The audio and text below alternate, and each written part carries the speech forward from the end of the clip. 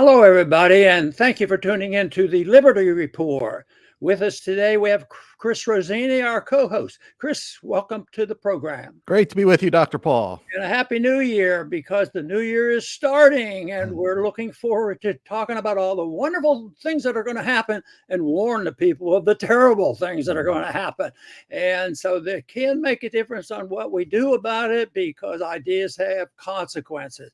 But it is a real delight to be with our viewers today, because over the holidays we didn't have a new program every single day, but we tried to stay in touch. So this is certainly our effort to give our last live stream program this year, but we'll be back next year for sure and keeping you up to date. Today, Chris, I read something about, the movement against the dollar, and that the Russians don't like us, and they get along with the Iranians better than we do. And they're transacting big international trades and selling oil and this sort of thing. And they're under sanctions. We've sanctioned both, and they're still doing it. And so this is a big issue, because it was more concrete what they did today. And I think what people have to think about on this is if this continues in this direction, where BRICS, decide to feel their oats and they start doing more and more, which people have talked about this. We've talked about it for quite a few years on what's happening, because people have been angry at the United States because we have been dishonorable in many ways with putting on sanctions, because we had the world reserve currency, and we were able to punish people that didn't do what we want them to do. So looks like there's payback, and I see that as something very, very dangerous this coming year.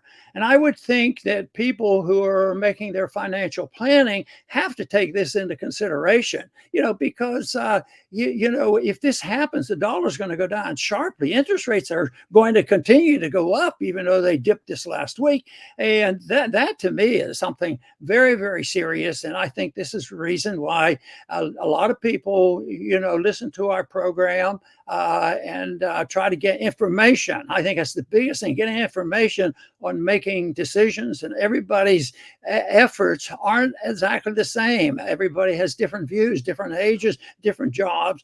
And this is one reason why we do partnership with Birch Gold Group, because they have provided information to many of our viewers, and they offer it through this program. So you see a number on our screen, and if you'd like to get in contact with Birch, you can text Ron 989898, and they'll send you some material. And this will help you to make decisions and efforts of how you can do more to protect oneself. When I first got interested in gold way back, we weren't even allowed to own gold. That was before 1971, and it didn't because, it was illegal to own gold from 1933 all the way up to 1975. But in 1971, we wouldn't even honor our dollar with the foreign effort. So and back then, the gold was, hovering around $35 to $45. And yet it was only after that it became more viable, and people were trading gold. So this is going on, but it's still very difficult. And that's why I do work with Birch, because I think if you have the inclination and don't have your plans well laid out, it can't hurt a thing to text Ron at 989898 and get some information that just may well be very helpful to you in making your decisions about your investments and more information on the precious metals. And this is something that I think is so vital, because I think we live in very dangerous times. And the big warning for me, as I've already mentioned it, if this attack on the dollar continues, there's going to be wild, effort to try to figure out where's everything going. Are interest rates going up or going down, and this sort of thing. And so this year, I think the odds are pretty pretty strong that something big like that is going to happen because they've talked about it a long time, and our financial situation is getting worse all the time, and there's no effort. I think that even the so-called conservatives in Washington, I don't think they have a vague notion about how serious this is. Some of them talk like they do, but and some have a sincere desire to change things, but nothing really changes. And the spending continues. One wants domestic spending, the other wants warmongering spending, and they tend to get along. They have bipartisanship up there when they want to preserve the integrity of the Federal Reserve and maintain this idea that deficits don't matter. We can handle it. We just owe it to ourselves. We'll pay it to ourselves. All this nonsense. So that's why I think this year is a big year in finances, and I think that story today about making it a concrete effort for Russia and Iran to transact in gold, and I think it's going to continue. So I think everybody, all of us, for political reasons, for the protection of liberty, we have to keep an eye on what's going on with our currency. Chris? Yes, very good, Dr. Paul. Yeah, I'll make a comment on gold too. Yeah, it's something that I look at as an insurance policy. It's real wealth that you have in your physical possession, and from a economic standpoint, that's a very smart thing to do. You keep extra money, hopefully, in your checking account, savings account. You don't spend every dollar. You always have extra to deal with the uncertainties of life. Same thing with clothes. This isn't my only shirt. If I get a stain on it, I have more, as an insurance policy. Same thing with food. I don't eat every single ounce of food in my house. There's always more. So that's what gold is. It gives you peace of mind. And, we, in our field, have studied hyperinflations, and, there have been so many. And the countries ultimately have to return to gold. As I was studying them, I'm thinking to myself as I'm reading, why did they keep printing the money? Didn't they understand that they were destroying the currency? Didn't they understand that they were ruining everything? And it never dawned on me until recent years when I look at the Federal Reserve and it's 6 trillion and 8 trillion and this trillion. And it dawned on me, they will do whatever they feel they have to do in order to keep power. And that's human nature. And that's why we can have hyperinflation. God forbid, I hope we don't, but it's wise to have some gold in case we do. We definitely have strong inflation now. Are these human beings capable of destroying the currency? Yes, they absolutely are. And they may. We don't know the future, but in case they do, it's good to have some gold. Very good. We want to work into a discussion because I think it's so important in trying to understand, the social and the economic conditions, the political conditions of this country. And a lot of people are realizing it's deteriorating. I've always made fun, and I probably to a degree still will make fun of the people who say the next election is the most important election in our history. And I say, yeah, we have that. We've had World War IIs, we've had depressions and all the wars go on and all kinds of problems. We elect people, nothing really changes. But there is a chance that this year might be a little bit different. I might be more cautious about saying, see, there are no changes because and the changes might be beyond what the politicians are doing because we're facing a moral and a financial bankruptcy. And the battle that's going on here, I describe it more as a contest between this wokeism that we've put up with now for a good while, and this whole idea of one group that wants to promote the truth and believes in a higher law, and they believe in a natural law, versus the others who are nihilists. They don't believe in any law. They don't believe there is any truth.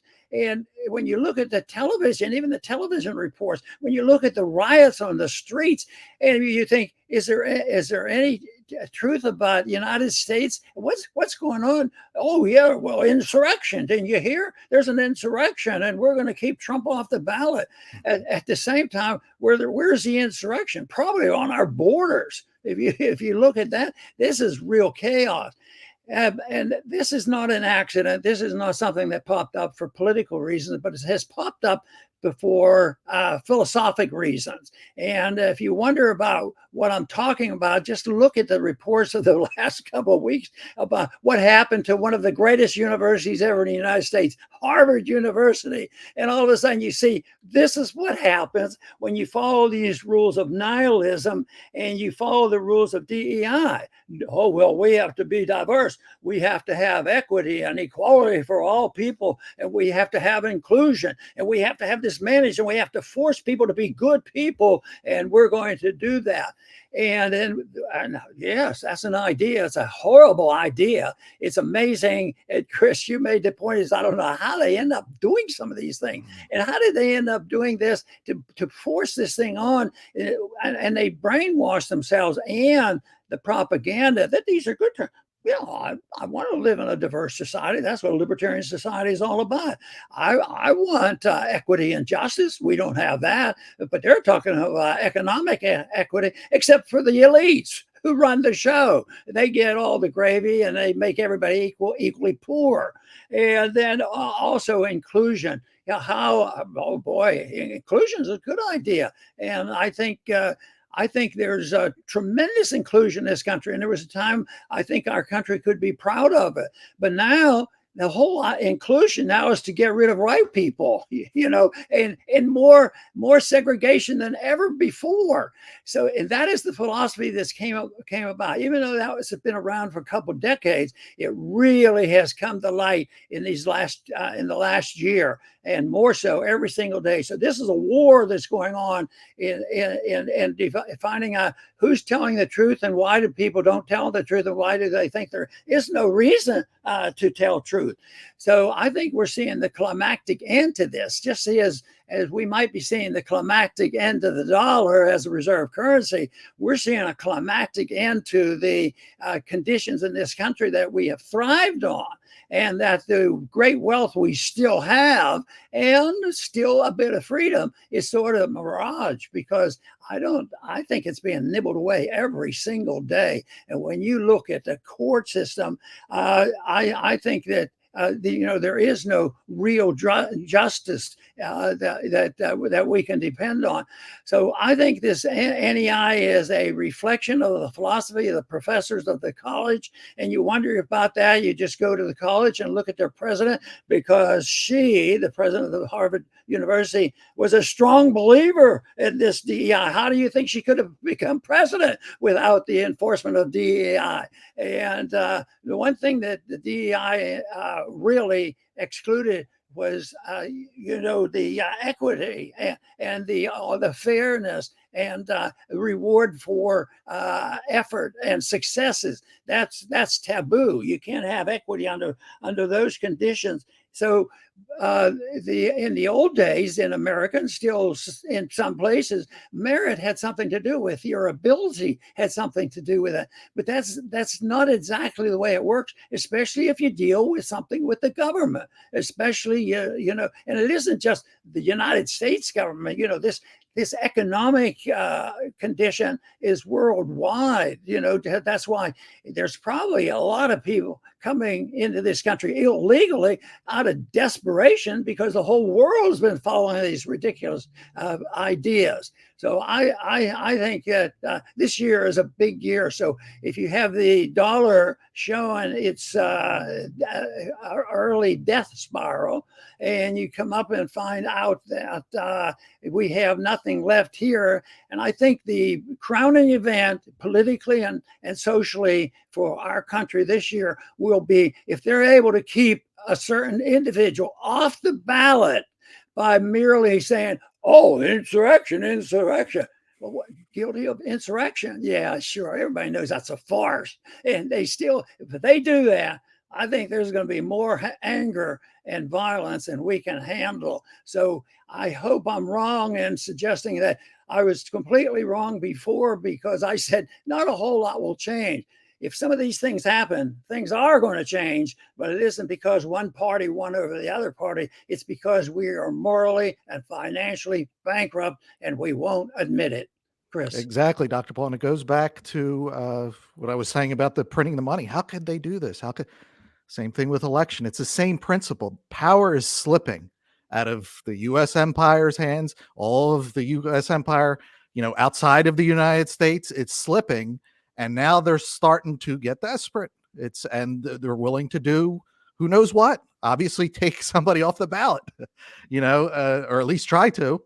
But yeah, what you were talking about with, all that DEI stuff, government is about, at least in our current form, creating division and then profiting off of it.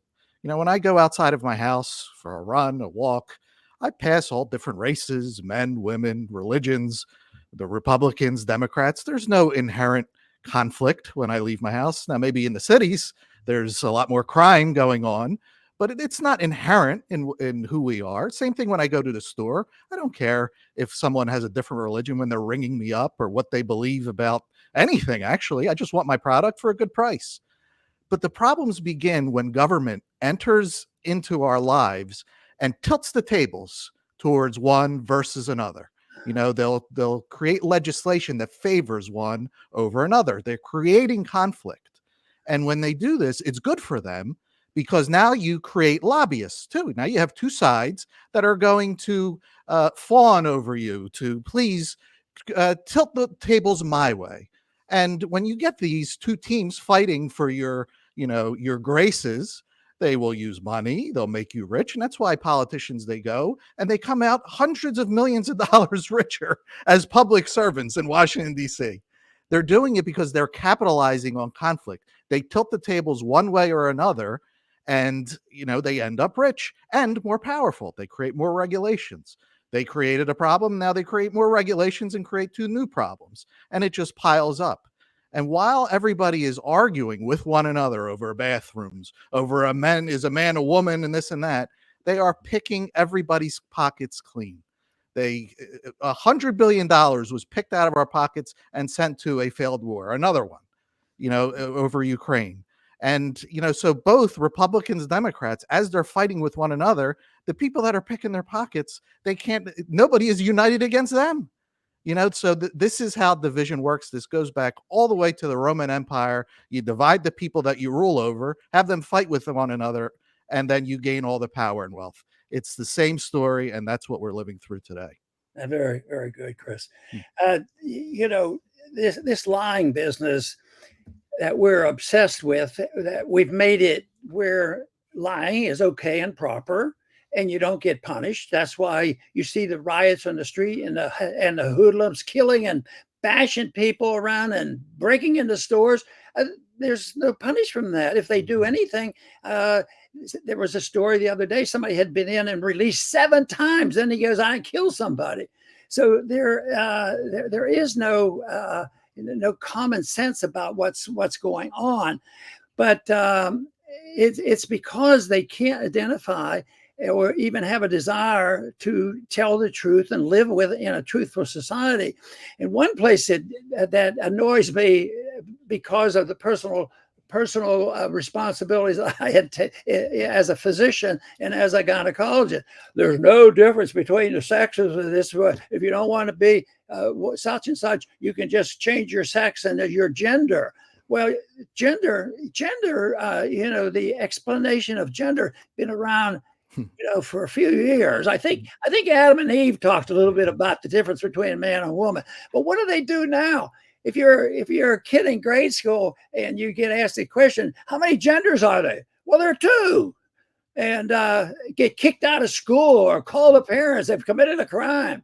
I mean, that is just so bad, but it's all based on a lie. That's how far lying has gone, to the point it's not a disagreement in science. Well, where else did the lying in medicine occur? And that was with COVID.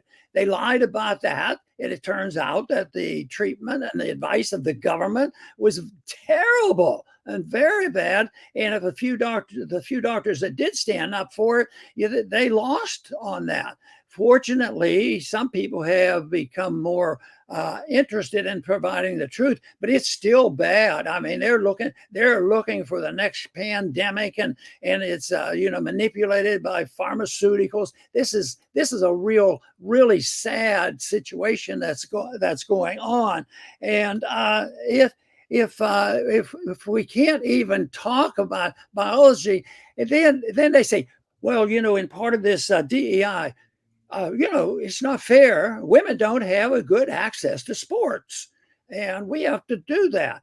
And because the government ran the schools, there might have been some legitimate arguments, and people have lived with that for a while, with government mandates that you provided a chance for women and girls to have their own sports and compete.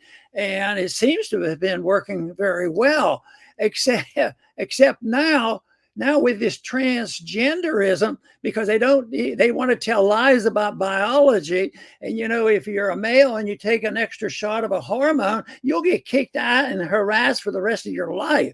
But if you're a man, that you're not doing well on the track team, you can't beat them, or a wrestler, oh well, if I could only wrestle those women, I could do better. So I'm going to be a woman, and some of them go to the extent of having operations, everything else. This is insanity, and it's all based on the fact that people don't have to tell the truth anymore. They're lying and that's the worst part, when they start lying to themselves, and that is hard to overcome. But boy, this is a real mess. So it started off, we want to help the women to participate in sports. So what happens now? So you put them in sports. The male that has been doctored over, he gets in and I'm a girl, so he shares the bathroom with the girls, and then he goes out, and guess what? They do well competing against women. So what are they doing now with this nonsense? They've ruined the efforts to give women a chance by taking it away from them and punishing people, and making somebody that might have worked for 5 years to be a champion swimmer, tennis player, whatever, and send the male in who says, well, I'm not a male anymore, I'm female. So, and is able to go in, and lo and behold, they win these events. They can beat the girls, and then they become their hero. And grown people in the universities and many in the medical field believe in this. So this is why it's a crisis in honesty, and it's a crisis in honesty, and it's the idea that nihilism is conquering right now the whole effort about the higher law, and telling the truth, and that natural law does exist, and a lot of this nonsense could be worked out if we would give a little more consideration to the natural law of things, because a lot of natural law, I'm amazed that by going back to ancient history, that natural law prevailed in the very earliest pieces of legislation and laws and cultures. And these are not 5,000 years ago, could be more than that. They understood this. But right now, we have drifted so far from that. Anything goes. And that is why we're facing this moral and financial bankruptcy, that if we don't change our ways and understand what's going on, it's going to be tough. So that's one thing I'm hoping for, Chris, is that this election year, more people will be awakened, because I think there have been a bunch now already awakened, and they're feeling lonely because they're still fighting the media and the college and the universities and all the rewards for this nonsense. But I think there are more people doing this. So that's what I'd like to think. That is one of our goals, is to reach people and look for the truth. And even if the truth is annoying to some people, that you just can't reject it, because if you reject truth, you end up with what we're facing today. Excellent, Dr. Paul. Yes, and you mentioned Adam and Eve, and anybody, just if you just get the lessons out of it, whether you believe in it or not, there's harmony, and what ruins the harmony? Lies and deception, and the desire to be God, the desire not to be a human, not to be who you are, but to be who you are not. And is that not what we deal with today on a grand scale? It's the same story throughout all of human history. But all these lies, and empires are built on lies. We live in an empire. It is clearly built on lies. Ultimately, the lies pile up to such an extent that it cannot be handled anymore. Every decision that is made is the wrong decision, and nobody is happy. That's what ends up happening. You can't please everyone that's living in a fantasy land. They all want their own fantasies to come true, and the empires ultimately dissolve. And that's what's ultimately going to happen to ours. We shouldn't have been an empire to begin with. We're supposed to be the land of the free, not trying to conquer the world. And it has obviously failed. We haven't conquered the world, and it's not going to happen, as Dr. Paul mentioned with the BRICS. The enemies are now so powerful that they themselves can destroy the world. So perhaps the best idea is not to destroy the world, but to get along and let everybody be who they are. But we talk about the Soviets. It's almost as if those Soviet ideas migrated once the Soviet Union fell, another empire that failed. Those ideas migrated over here, and now they're destroying us. So, but there is a spirit of liberty that is still here. There are still so many millions and millions and millions of Americans that, even if it's just a faint memory, know that what's happening today is not right. It's wrong. And that, we have to turn this around somehow. Very good.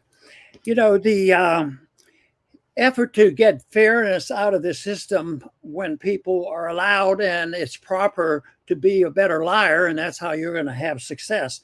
But quite often, though, the market and truth does win out, but it's tedious, it's long, and people get frustrated, and a lot of people hurt. And when you think about the mistakes made in foreign policy and the wars that are people involved in, it is all very, very painful.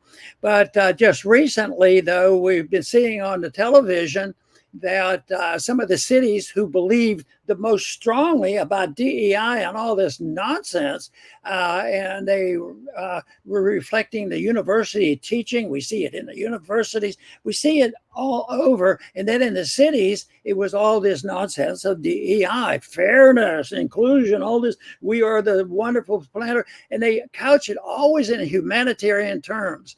We know that it does the opposite. Say, if the so-called intent, communism wouldn't have been that bad, but it was an evil system. And even though they said, people get lulled into that because it sounds good. It sounds good to do it that way. But the cities followed it, and they were considered themselves humanitarians, making everybody equally flawed, and the mess. So the liberal cities now are bankrupt. They're this whole thing about sanctuaries. Big cities, their sanctuary. We're going to take care of the people. It's only those people who believe in free markets that want people to starve to death. Where the truth is, the freer the country is and the freer the market, the more honest the money is, the greater prosperity and the least amount of starvation. And now look at what's going on now. More street people in this country than ever. And unfortunately, some of this immigration is a result of all these bad ideas that have been promoted. And so it's something that we have to deal with. But the cities now, they were the leaders. Come to our cities. We're not like those conservative libertarians who say you should be rewarded by merit because you work today, you get a buck. Oh no, we're not like that. We just give people stuff because deficits don't matter. All that nonsense. So what they do, and they did that for a while, and there was wealth built up. The money was worth more. But when problems, collapse, the dollar goes down, wealth goes down, the jobs go. Some people leave certain states because they're more idiotic than the others. So they do that. And what do the mayors do? They're waking up. Does that mean they're going to become free market people? Oh, yeah, we think that Ron Paul has the economic pattern down good. We think we ought to have a backing to our currency. No, what they say is, they get up and say, this is terrible. This is terrible.